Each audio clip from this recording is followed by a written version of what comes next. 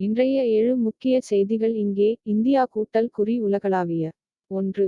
Donald Trump ரஷ்ய எண்ணெய் நிறுவனங்கள் மீது கடுமையான தடைகளை விதிக்கிறார். உக்ரைனில் போருக்கு நிதியளிக்கும் மாஸ்கோவின் திறனைத் தடுக்கும் நோக்கில் ரஷ்யாவின் 2 பெரிய எண்ணெய் நிறுவனங்கள் மீது அமெரிக்க ஜனாதிபதி பொருளாதாரத் தடைகளை அறிவித்தார்.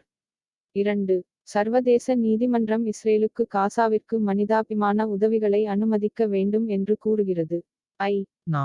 நிறுவனமான UNRWA காசா பகுதிக்கு நிவாரணப் பொருட்களை வழங்க அனுமதிக்க வேண்டும் என்று நீதிமன்றம் உத்தரவிட்டது. 3. டெல்லியில் உள்ள யமுனா படித்துறைகளில் சத்பூஜா ஏற்பாடுகள் நடைபெற்று வருகின்றன. சுகாதாரம், மருத்துவ சேவைகள் மற்றும் உள்ளூர் கலாச்சார நிகழ்ச்சிகளுக்கான ஏற்பாடுகள் உட்பட விழாவிற்காக டெல்லி அரசாங்கம் பல படித்துறைகளை நதிக்கரை தளங்கள் தயார் செய்து வருகிறது. 4. பாய்தூஜ் மற்றும் வானிலை எச்சரிக்கைகள் காரணமாக பல இந்திய மாநிலங்களில் பள்ளிகள் மூடப்பட்டுள்ளன. அக்டோபர் 23 அன்று பல மாநிலங்களில் உள்ள பள்ளிகள் திருவிழாவை முன்னிட்டும் சில பகுதிகளில் மழைக்கால வானிலை காரணமாகவும் மூடப்பட்டுள்ளன.